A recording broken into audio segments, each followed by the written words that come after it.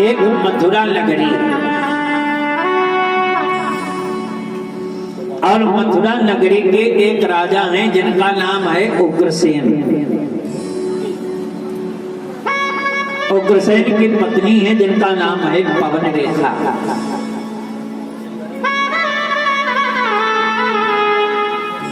एक बार की बात है, महाराज उग्रसेन घर में नहीं थे, राज्य में नहीं थे, कहीं बाहर गए थे। तब तक बढ़िया बसंत का मौसम आया तो पवन रेखा ने अपनी सखियों के साथ में श्रृंगार किया और जंगल में जाकर के विचरण करना प्रारंभ कर दिया। अच्छा, शास्त्र क्या कहता है? शास्त्र ये कहता है कि जिस पत्नी का पति घर में न हो उस पत्नी को श्रृंगार नहीं करना चाहिए। श्रृंगार केवल अपने पति को रिझाने के लिए किया जाता है, पर पुरुष को दिखाने के लिए नहीं। जब पति घर में आ जाए श्रृंगार तब करो, सजना तब चाहिए जब पति घर में हो। लिखा है किसी ने कि पति परमेश्वर, पति है मालिक, अब पति है भाग्य विधाता। पति परमेश्वर, पति है मालिक, पति है भाग्य विधाता। तो पति से बढ़कर इस जीवन में बना न कोई नाता। तो भोले भाले पति को जो भी न भाई, वो खाक छानती रही। भोले भाले पति को जो भी न भाई, वो खाक छानती रही। भोले भाले पति को जो भी न भाई, वो खाक छानती रही। परमेश्वर पति है मालिक, पति है भाग्य विधाता। इसके बढ़कर जीवन में बना न कोई नाता। भोले भाले भोले न भाई, ओ आप जानती रही। भोले भाले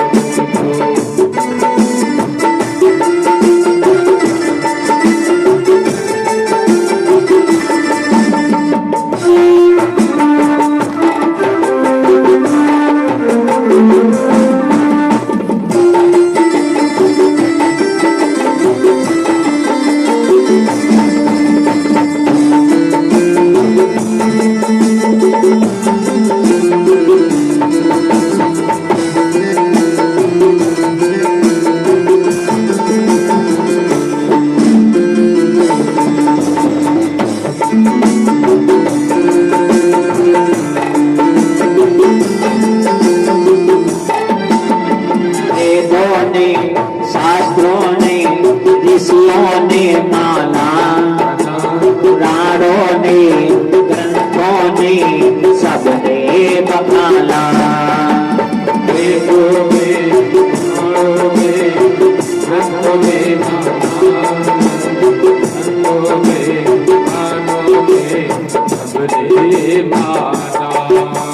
वेदों ने शास्त्रों ने ग्रंथों ने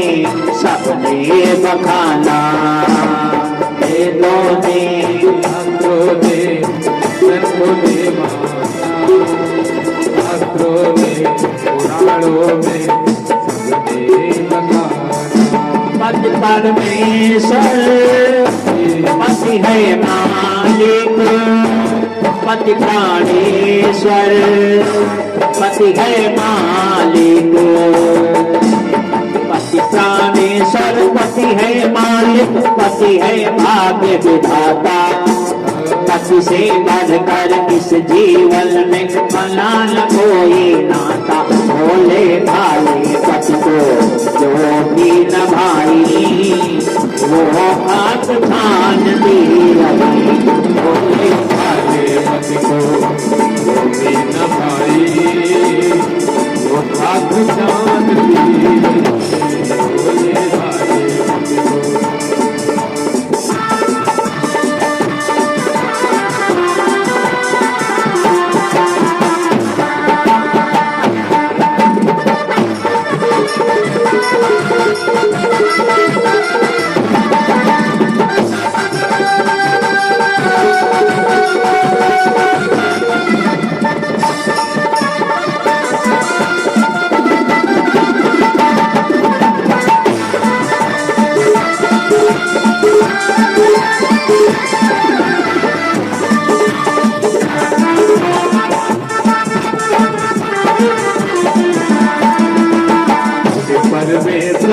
पति है मालिक, पति है भाग विधाता, किसी बढ़कर के दुनिया में बना न कोई ना।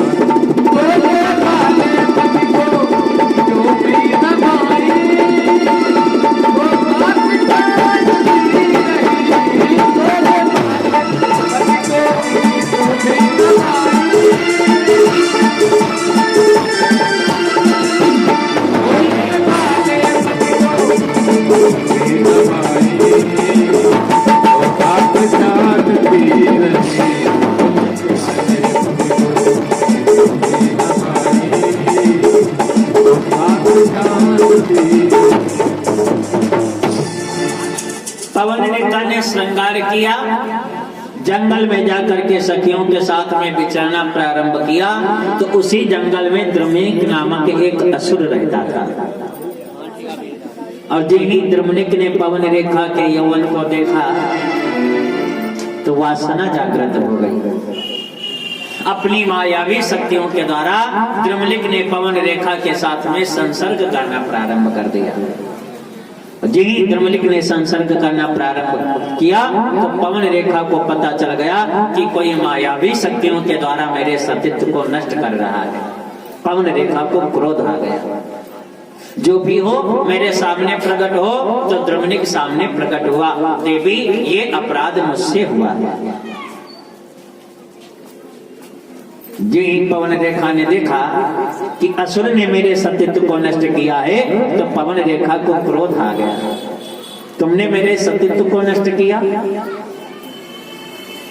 तो द्रुमनिक ने कहा, जाओ देवी चिंता मत करो, हमारे तुम्हारे संसर्ग से जो भी पुत्र पैदा होगा बड़ा बलवान होगा। इसको मारने, संसार का व्यक्ति तो मार ही नहीं पाएगा, इसको मारने के लिए स्वयं परमात्मा को अवतार लेना पड़ेगा, ये मेरा वरदान है।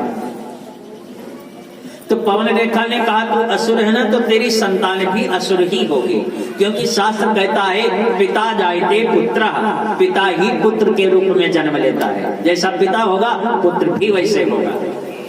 तो तू असुर है ना, तेरी संतान भी असुर होगी। द्रुमनिक ने कहा, ये तो बात सत्य है, मैं असुर हूँ, मेरी संतान भी असुर होगी, लेकिन ये भी वादा है इसको मारने के लिए स्वयं परमात्मा को अवतार लेना पड़ेगा, संसार का व्यक्ति नहीं मार पाएगा। द्रुमनिक ने आशीर्वाद दिया, द्रुमनिक का अंतर ध्यान हो गया, पवन रेखा भी अपने घर पहुंचा। समय का चक्र चलता रहा। 9 महीने के बाद में पवन रेखा ने एक पुत्र को जन्म दिया, और जब पुत्र को जन्म दिया तो पुत्र का नामकरण संस्कार किया गया। पुत्र का नाम रखा गया कंस, कंस नाम रखा। मैं बार बार कहता हूं, यथा नामे तथा गुणे, जैसा पुत्र का नाम होगा वैसे ही संस्कार होंगे, इसलिए नाम हमेशा सोच समझ करके रखना चाहिए। कंस बड़ा होने लगा, 5 वर्ष का हुआ। मैंने कल भी कहा था, जब पुत्र 5 वर्ष का हो जाए, पालयेत पंचवर्षाणि, 5 वर्ष तक पुत्र का पालन करो। जितना आप प्यार कर सकते हो उतना प्यार दो, जितना दुलार दे सकते हो उतना दुलार दो। पालयेत पंचवर्षाणि, और जब 5 वर्ष से बच्चा आगे बढ़े तो 10 वर्षाणि ताड़येत, 10 वर्ष का जब बच्चा हो तो उसकी पिटाई करो। अब पिटाई का मतलब ये नहीं हाथ पैर बच्चे के तोड़ दो, बता दो महाराज बता रहे थे। ताड़ने का मतलब है संस्कार डालो, प्रणाम कराना सिखाओ, मंदिर ले जाना सिखाओ, सत्संग में ले जाना सिखाओ, बड़ों को प्रणाम करना सिखाओ, ये संस्कार डालो बच्चों के। प्राप्त तो खोड से वर्षे मित्र मियो विचारेत, लेकिन जब पुत्र 16 वर्ष का हो जाए तो पुत्र को फिर मित्र बना लो, फिर मारना नहीं चाहिए। उससे अपने विचार आदान प्रदान करो। आजकल की तो संस्कृति ही बदल गई, प्रणाम करना कोई चाहता ही नहीं। जब हम आश्रम में पढ़ते थे प्रणाम तब करना हमको सिखाया गया। आश्रम से निकल करके जब यहाँ लखनऊ में आए, लोगों ने देखा तो हमसे जय श्री राम करना शुरू कर दिया। हमने कहा चलो भाई इसमें भगवान का नाम है, जय श्री राम करो।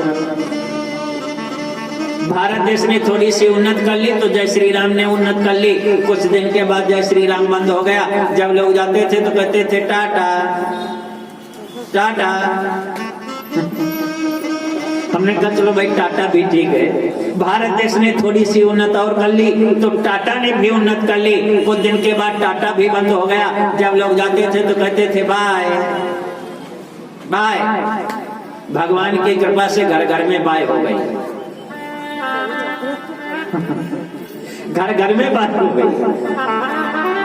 भारत देश ने थोड़ी सी और उन्नत कर ली, अब बाय ने भी उन्नत कर ली। अब बाय बंद हो गया। सुबह सुबह मिलते हैं, कहते हैं हाय हाय। अच्छा एक बात बताओ, सुबह सुबह आपके घर में हाय हाय, सुबह सुबह आपके घर में हाय हाय हो, अच्छा लगेगा? भारत देश ने उन्नत कर ली, टाटा ने भी उन्नत कर ली। Hi hello how are you, क्या है भाई? हम तो कहा करते हैं कि ऐसी सुबह न आए आए ना ऐसी शाम, ऐसी सुबह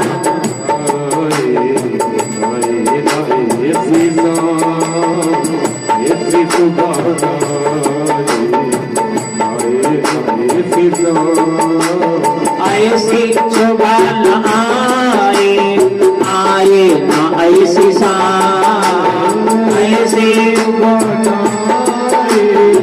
आए ना ऐसी शाम। इस दिन जो बात मेरी, इस दिन जो बात मेरी आए नसीब का नाम, जो बात मेरी आए नसीब का नाम।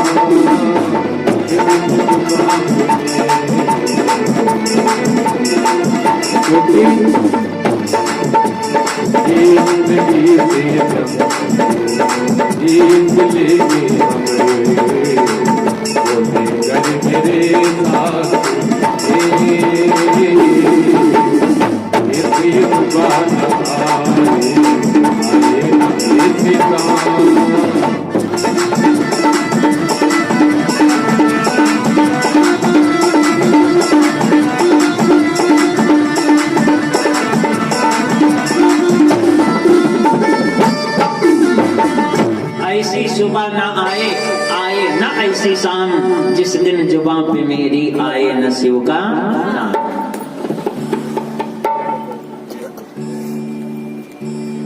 पांच वर्ष का कंस हुआ तो महाराज उग्रसेन ने कंस का नाम विद्यालय में लिखा दिया पढ़ने के लिए। जाओ पढ़। लेकिन कंस का मन पढ़ने में नहीं लग रहा है। जब उग्रसेन की संतान हो तब तो पढ़े, संतान तो द्रमिली की है, असुर की है, पढ़ने में मन नहीं लगा। विद्यालय से वापस हुआ तब तक रास्ते में एक अंधा व्यक्ति मिल गया। अंधे व्यक्ति ने कंस से पूछा, भैया हमको राजा के दरबार जाना है, रास्ता बता दो। कंस ने देखा इसके दोनों बल्ब फ्यूज हैं, दिखाई नहीं दे रहा है। आगे कुआं है तो कंस ने कहा, बाबा 2 कदम आगे बढ़ो, अभी दरबारे पहुंच रहे हो, बढ़ो। अंधा बेचारा आगे बढ़ा, कोई में छपाक से गिरा जा करके, तो कंस ताली बजा करके हंसने लगा, बाबा दरबार पहुंच गए। और आगे बढ़ा, गौशाला में आग लगा दी, और आगे बढ़ा, गरीब की झोपड़ी में आग लगा दी, और आगे बढ़ा, मंदिर की मूर्ति तोड़ दी। जितना कंस बड़ा हो रहा है उतने ही अत्याचार बढ़ रहे हैं। प्रतिदिन महाराज उग्रसेन के यहाँ कंस के शिकायतें पहुंचने लगी। राजन आज तुम्हारे पुत्र ने मेरा घर फूंक दिया, राजन आज तुम्हारे पुत्र ने गौशाला में आग लगा दी, राजन आज तुम्हारे बेटे ने मेरे पुत्र को मारा है। प्रतिदिन शिकायत पहुंचने लगी। तो उग्रसेन ने कंस को बुलाया और बिठाया, कहा देखो भैया ये प्रजा है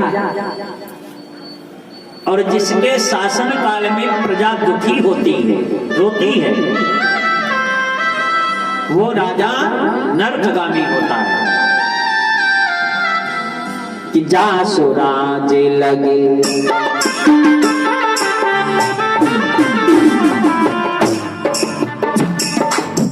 जासु राज लगे प्रजा दुखारी, जासु राज प्रजा दुखारी या दुलारी।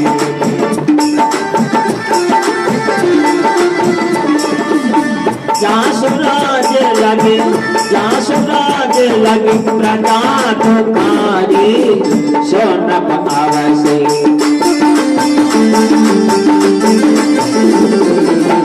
सोनप आवस नरक अधिकारी, सोनप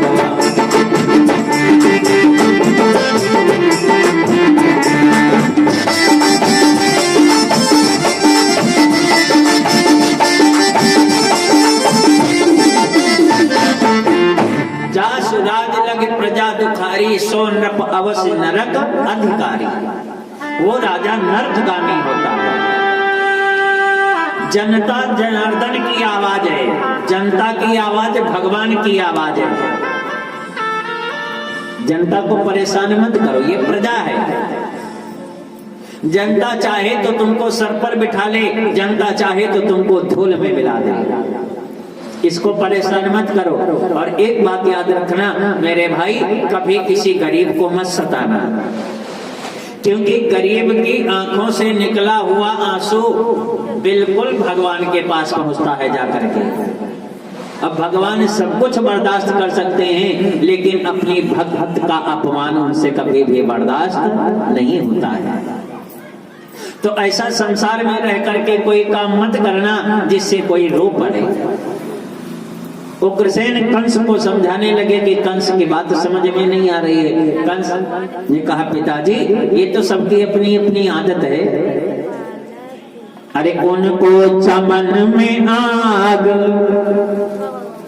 उनको चमन में आग लगाना पसंद है, लगाना पसंद है।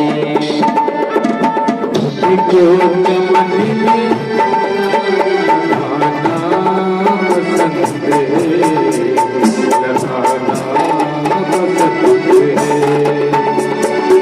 उनको चमन में आग गुरुवर, उनको चमन में आग लगाना पसंद है, लगाना पसंद है। उनको चमन में आग लगाना पसंद है, उनको चमन में आग लगाना पसंद है। उनको चमन में आग लगाना पसंद है। हमको बुझे चिराग,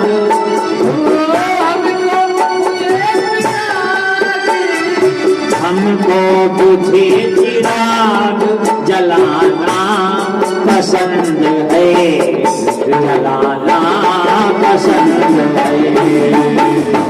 हमको बुझे चिराग, हमको बुझे चिराग जलाना पसंद है,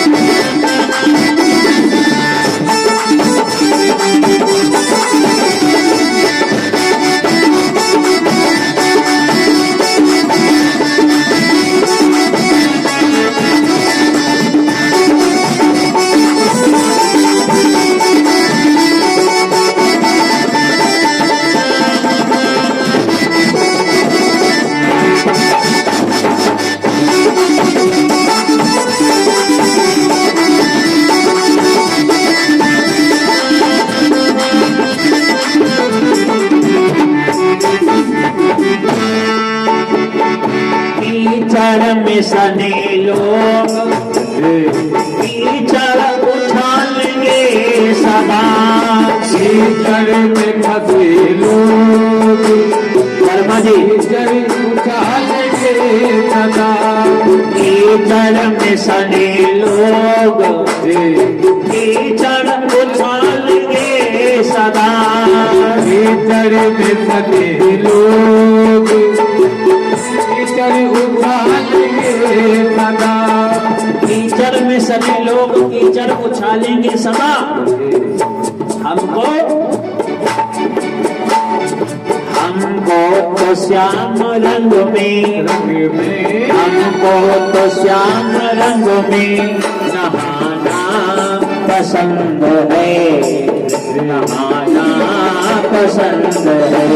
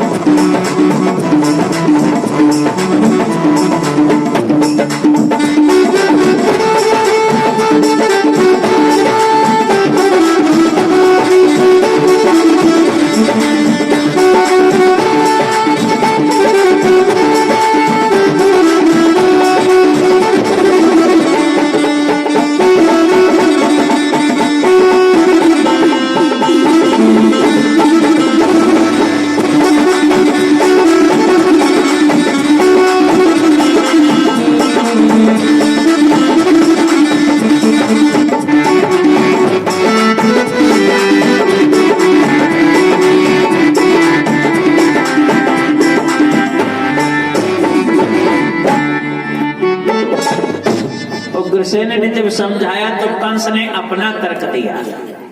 पिताजी ये तो प्रजा है, जब भी कोई नया नियम बनाया जाएगा तो प्रजा परेशान होगी, अपना अपना स्वभाव है। बात किसी जगह पर समाप्त हो गई। महाराज उग्रसेन की एक पुत्री थी जिसका नाम है देवकी। वास्तव में ये देवकी उग्रसेन की पुत्री नहीं है, ये देवक की पुत्री है। एक बार महाराज उग्रसेन कहीं कथा सुनने गए तो व्यास जी ने बताया कि जब तक मनुष्य कन्यादान नहीं करता है तब तक किसी भी पूजा का, किसी भी यज्ञ का, किसी भी कथा का कोई फल प्राप्त नहीं होता है। कन्यादान अवश्य होना चाहिए। तो देवक के कोई पुत्री नहीं थी, उग्रसेन के कोई पुत्री नहीं थी, जो उग्रसेन ने देवक से पुत्री को दान में मांग लिया। इसीलिए इसका नाम देवकी रखा गया था, देवक की पुत्री होने के कारण। और देवकी जब विवाह योग्य हुई तो उग्रसेन ने कंस को बुलाया और कंस ने कहा, देखो भैया तुम्हारी बहन विवाह योग्य हो गई है, इसके लिए कोई सुंदर सा वर ढूंढो। और बेटी चाहे जितनी छोटी हो, घर वालों को हमेशा विवाह योग्य नजर आती है, क्योंकि पराया धन है। लेकिन आप जब भी बेटी का विवाह करना तो 3 चीजें देख लेना। अगर 3 चीजें बराबरी में मिलती हैं तो विवाह करना, और अगर 3 चीजें बराबरी में नहीं मिलती हैं तो विवाह मत करना। 3 चीजें कौन कौन है? बाबा लिख रहे हैं रामचरितमानस में। जो घर बारू कुल ओहि अनोपा,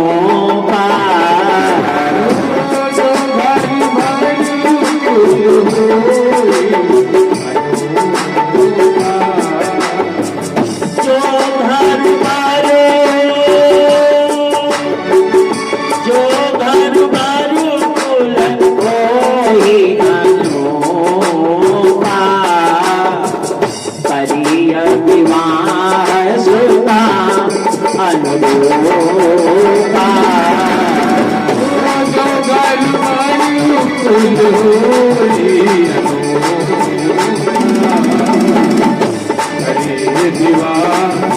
तीन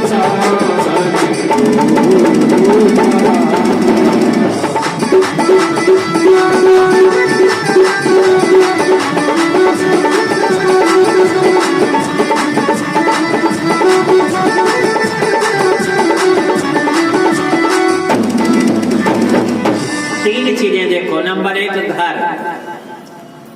घर पक्का बना है। अच्छा, पक्का बना है तो स्लेब मजबूत पड़ी है कि नहीं पड़ी है? कहीं ऐसा तो नहीं आपकी बिटिया जाए स्लेब उसी के सर पर फाट पड़े? स्लेब मजबूत है कि नहीं है? घर। नंबर दो, बर। जिस लड़के के साथ में विवाह किया जा रहा है वो लड़का क्या करता है? कोई नशा तो नहीं करता, चोरी तो नहीं करती, कहीं ऐसा तो नहीं अलीगंज की पुलिस खाली उसी को ढूंढते घूम रही है? बात। नंबर तीन, कुल। जिस परिवार में बेटी का विवाह हो रहा है वो परिवार कैसा है? समाज में सम्मान है या नहीं है? तीन चीजें देखो। अगर तीन चीजें बराबरी में मिलती हैं तो विवाह करना, अगर तीन चीजें बराबरी में नहीं मिलती हैं तो बेटी का विवाह मत करो। मान लो तुम छोटे आदमी हो, कहीं बड़े घर में विवाह कर दिया तो 3 महीने के बाद अखबार में सूचना छप जाएगी, बहू ससुराल में चाय बना रही थी, सिलेंडर फट गया, बहू जल करके मर गई। सिलेंडर फट गया। अच्छा एक बात बताओ, जिस लड़की ने ससुराल में जाकर के सिलेंडर पर चाय बनाई, क्या उस लड़की ने कभी अपने मायके में सिलेंडर पर चाय नहीं बनाई थी? तो सिलेंडर अगर फटना था तो ये सिलेंडर मायके में क्यों नहीं फटा? ससुराल में सिलेंडर क्यों फटा? अच्छा मान लो सिलेंडर ससुराल में भी फटा तो जिस समय सास चाय बना रही थी सिलेंडर तब क्यों नहीं फटा? सासों तो मरे, सास क्यों नहीं मरी? जिस समय नंद चाय बना रही थी सिलेंडर तब क्यों नहीं फटा? नंद भी तो मरे।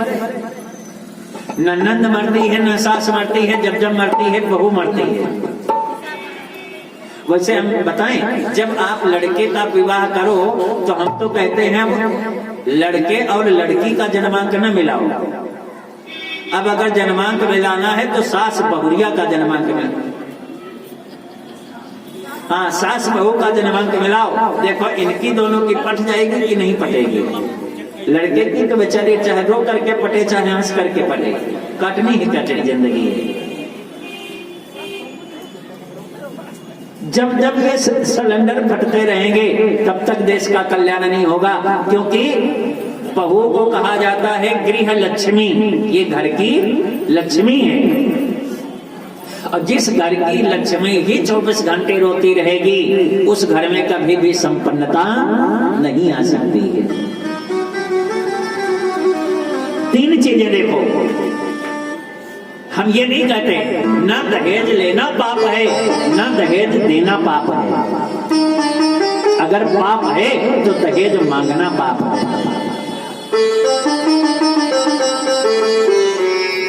जितने भी विवाह हुए हैं, चाहे पुराणों में ले लो चाहे राम कथा में ले लो, राम जी का भी जब विवाह हुआ तो जनक जी ने बहुत दहेज दिया।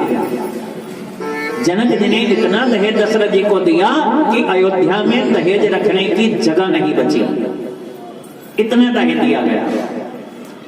तो न दहेज देना पाप है न दहेज लेना पाप है। अगर पाप है तो दहेज मांगना पाप है। तीन चीजें देखो। उग्रसेन ने कंस से कहा तुम अपनी बहन के लिए विवाह के लिए कोई वर ढूंढो। कंस ने कहा चिंता मत करो पिताजी, देवकी मेरी अकेली बहन है, बड़ी धूमधाम से विवाह करूंगा। और इतना कह करके कंस महाराज वसुदेव जी के पास पहुंच गया। वसुदेव जी से कहा देखो राजन, मेरी जितनी बहनें हैं सारी बहनों का विवाह आपके साथ में संपन्न हुआ है। देवकी मेरी छोटी बहन है, अकेली बहन बची है, इसलिए मैं इसका भी विवाह तुम्हारे साथ में करना चाहता हूँ। क्या तुम विवाह करने के लिए तैयार हो? तो वसुदेव जी ने मन में विचार किया कंस दुष्ट है, अगर हम विवाह करने के लिए मना करेंगे तो ये भी तलवार लेकर के खड़ा हो जाएगा। नमन्ति फलिनो वृक्षा नमन्ति गुणिनो जना। वही पेड़ झुकता है जिस पेड़ में फल आते हैं, वही झुकता है। नमन्ति फलिनो वृक्षा नमन्ति गुणिनो जना। और वही व्यक्ति झुकता है जिसके अंदर संस्कार है, शीलता है। शुष्क वृक्षाश्च मूर्खश्च न नमन्ति कदाचन। सूखा पेड़ और मूर्ख व्यक्ति, ये दो कभी झुकते नहीं हैं। अच्छा, बबूल का पेड़ कभी झुकते हुए देखा है? टूटना पसंद है लेकिन झुकना पसंद नहीं है उसको। मूर्ख व्यक्ति भी कभी नहीं झुक सकता है, टूट जाएगा, झुकेगा नहीं। तो वसुदेव जी ने मन में विचार किया, कंस दुष्ट है, अगर मैं मना करूंगा तो ये तलवार लेकर के खड़ा हो जाएगा। तो वसुदेव जी ने स्वीकृति दे दी, जाओ राजन, मैं तुम्हारी बहन से विवाह करने के लिए तैयार हूँ। कंस बड़ा प्रसन्न हुआ, दौड़ करके मथुरा में पहुंचा। उग्रसेन से बताया, पिताजी मैंने अपनी बहन का विवाह तय कर दिया है, परसों महाराज वसुदेव जी बारात लेकर के आ रहे हैं, विवाह की तैयारियां प्रारंभ करो। विवाह की तैयारियां प्रारंभ हो गई।